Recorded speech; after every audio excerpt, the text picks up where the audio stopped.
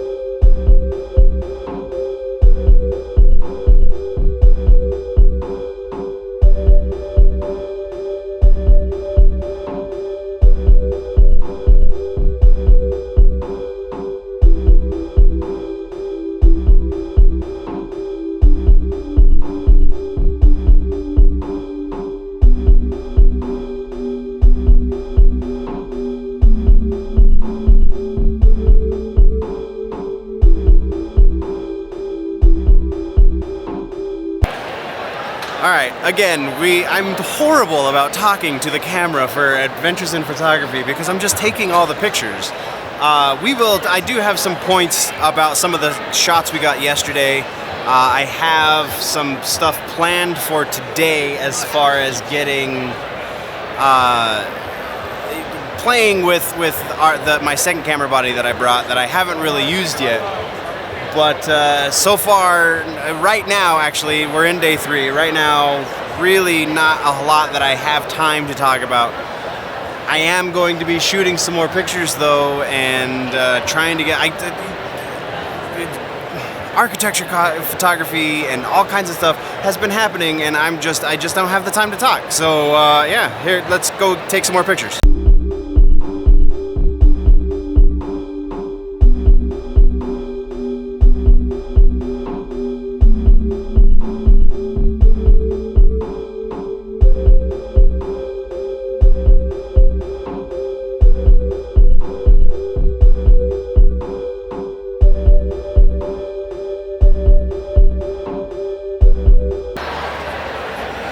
Okay, so we do have a little bit of time.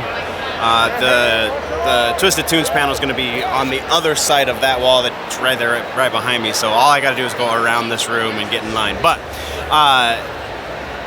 we're talking pictures, and we're talking how to play with the light. And you're gonna be seeing some pictures on the screen that I brought a little light. I did. So I'll try and I'll see if we can get I did a Five Nights at Freddy's cosplay yesterday that I needed to bust out the little light. But there's going to be a difference between using this little light to catch highlights, pardon me.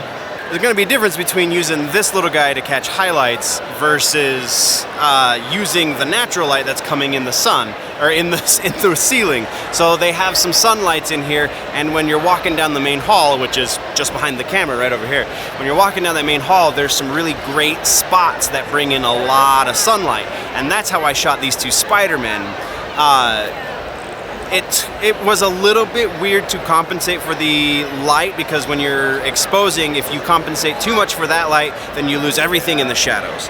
But if you don't compensate anything for that light, then everything in the light gets blown out. So it was a little bit of a balancing act, especially because I like to crank the vibrance so much. The vibrance and the contrast are things that I really like to push as much as I can, saturate the picture, because I really like those colors to be super vibrant and beautiful. So that presented a little bit of an issue. Also, the other half of that is that light is perfect for something like this. It's from My Hero Academia. I can't remember the name of the character, so I do apologize. So her versus her partner is this guy.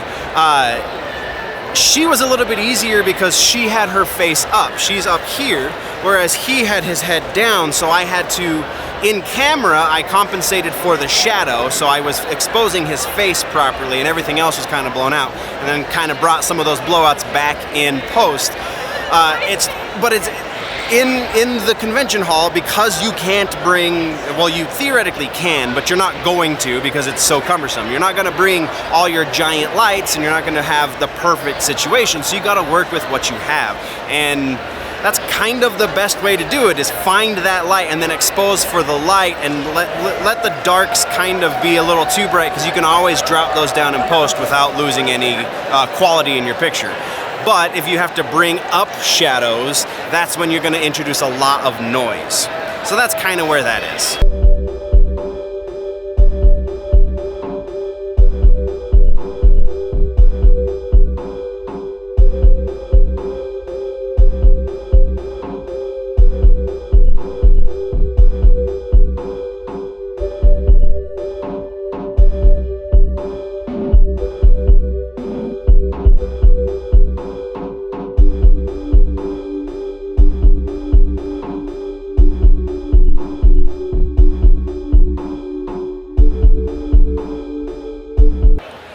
Okay, so handheld, so it's a little shaky, sorry. But we are setting up. I did this in the New Orleans vlog that didn't end up happening because I lost some footage and blah, blah, blah. So this is just another attempt at this. So this, the T1, woo, look at that. Old camera. But there is this wonderful thing called Magic Lantern that allows you to get a lot more out of your camera. They do a lot more with the hardware than Canon ever did. So there is a way to do a time lapse with the T1 now that I have Magic Lantern on it, and thus far it has not come out very well at all. The reason this is relevant is because the T7, which we're filming on, it does time lapses, but there's no motion blur. You can't set any of the settings so that you can get motion blur in the footage, which is kind of a pain in the butt. So any of the time lapses that you've seen on the channel that have had motion blur, I have had to do manually, meaning I have to trigger each frame by hand, and that sucks. So we're gonna try and do this with the T1. Hopefully I can figure out these settings, because it has been kind of a bear figuring this out. So here goes. All right, so we have, let's get a better shot. We have all of the settings set for the intervalometer that should give us what we're looking for, and it's in picture mode right there. You can kind of see that. So we're in manual picture mode. Intervalometer, oh, and then my screen goes off. So wake up screen, come on screen, there we go. Screen wakes up, get back into, intervalometer is on, set to go every 2 seconds for 205 shots. And it gives us all the information for about how long it's gonna run. We're gonna get 10 seconds approximately out of 205 shots, all right? So here goes nothing. And we start the picture. Oh, and then it poops out on me again. There we go. Waiting for first picture. That's good enough for me. Let's roll with the first picture, see what happens. And it's not. There we go. Now it's helping. Intervalometer waiting for first picture. Ah, see, that's the crap thing with third-party software, is it's not always reliable. So wake it up again, get it out of view. Let's try doing it this way. All right, first picture.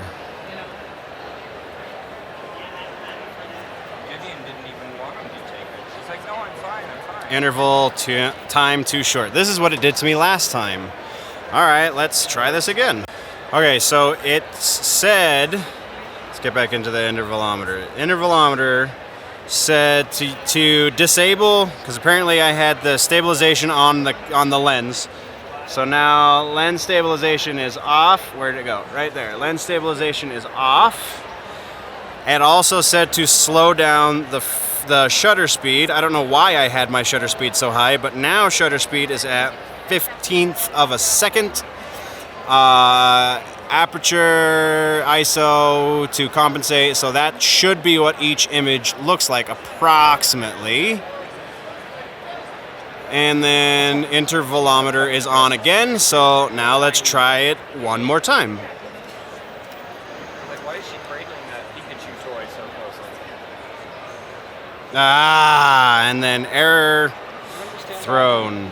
And now this is what it's doing. And I've never seen it do this before, but it's stopped telling me that the time is too short, and it's counting the images right here. So maybe this is working. The sad part about this is we won't know until I can get it home, so I'll have to give it another shot later and see. I don't know. But looks like it's working in spite of the code that is covering up some of the image.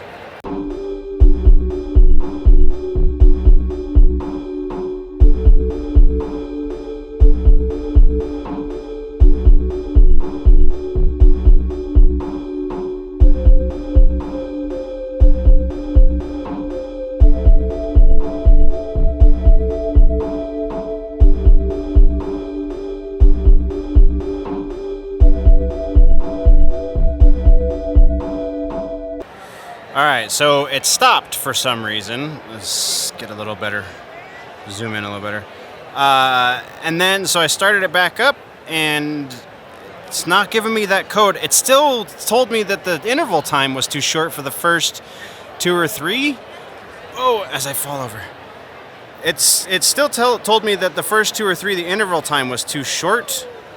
But now it seems to be working just fine, so who freaking knows? We'll only be able to tell once we get it home. And here we are in post, and it worked. The time lapse for the T1 with the magic lantern, it really took all of those pictures, but there's an interesting catch. So let's jump into the computer and we'll see what that catch is. So we are looking at just a blank project. So what you have to do is you import the DNGs into Photoshop and edit them as you will, and then you import them to your Premiere. I have to find where they are. Right there. So these are all of my edited JPEGs. You can, I'm pretty sure Premiere will read the raw photo files as well. And look, 416. There are 416 images. So both of those time lapses that we did actually worked. So you find where you've saved your edited pictures. You import those pictures into Premiere, which takes just a second. And there's all of the pictures. Now, you can do this as part of a larger project. I would suggest putting these in their own separate bin from everything, just make things a lot easier, and then create a new subsequence or just a new sequence, or you can import them into your main project and then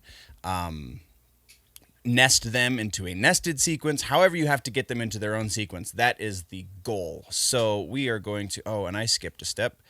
We still have to create, so I guess that's where we are, is create a sequence. So new item, sequence. And then your sequence for these should match the sequence of your main project. So we're going to call this hallway. Cinematic frames, that is what the rest of the project is, and we're going to go in, click OK, and then highlight. Actually, no, because oh, poo.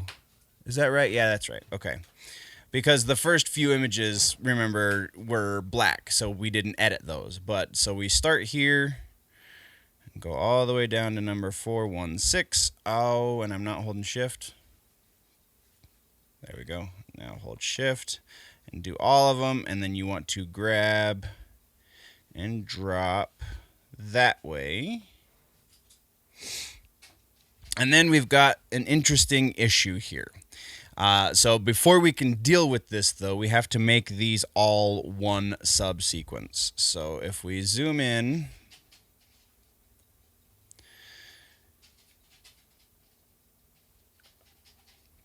or zoom out rather, and select all of them,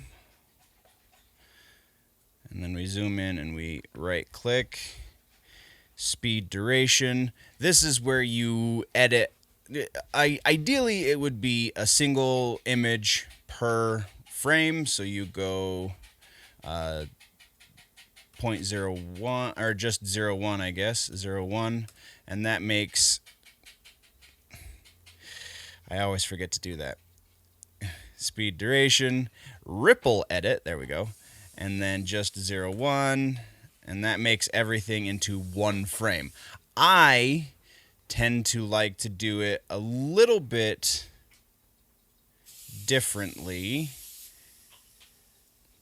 I like to do 2 to 3 frames per image. So each image I'll do at 3 frames. I just like that slightly better. I like that it's a little more choppy that way, but still a good time lapse. So once you have your images set to the proper frame with them all still selected, you right click again and click nest.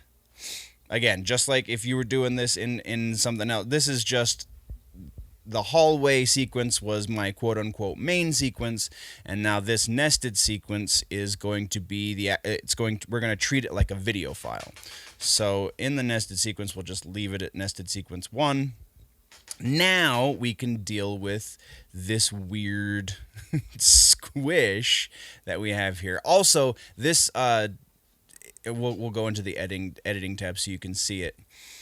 This is not, I have my Adobe set to, when I import an image, it automatically sets it to the frame size. So it might not automatically set to your frame size. It looks like scale-wise we are good.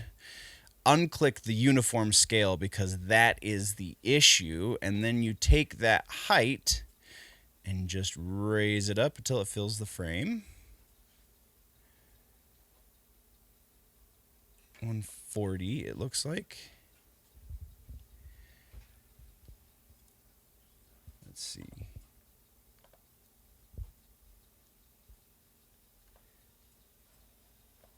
Try 141. Yeah, that looks better. Just that one extra pixel just makes that much of a difference. So now it should play.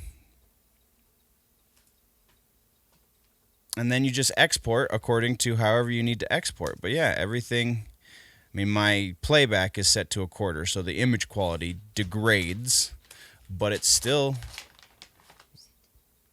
works just fine. And then you save it. And then you export it, so Control M. And obviously we're not going to do this as an MP3. We're going to do this as H.264, and then yeah, just export accordingly. So you can export in the program, export in your media encoder, however you normally export, that exports your time lapse. And that's how you build a manual time lapse as well. You would do it exactly the same way. The only difference is how you take the pictures. This just automatically takes those pictures for you. That's how that works, and it actually worked out better than I thought it would, though not as good as, say, a brand new camera would. But the T1i, I guess, is like more than a decade old, so you can only stretch that tech so far. And now back to your regularly scheduled adventures in photography.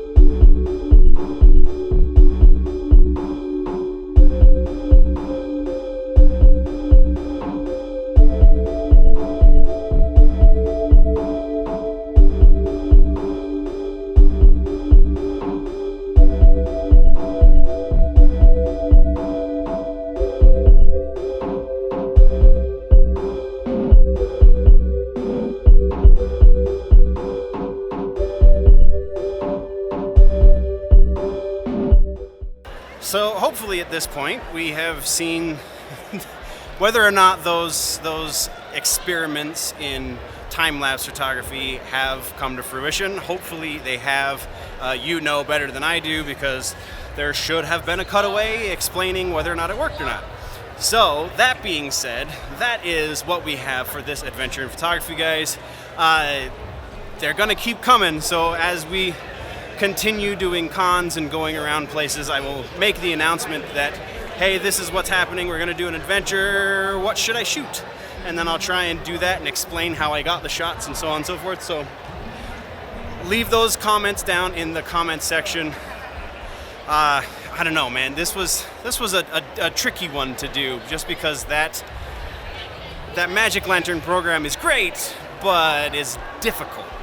So thank you guys for watching. GenerallyNerdy.net, Patreon.com/GenerallyNerdy, all of the places, all of the things. Go support the channel.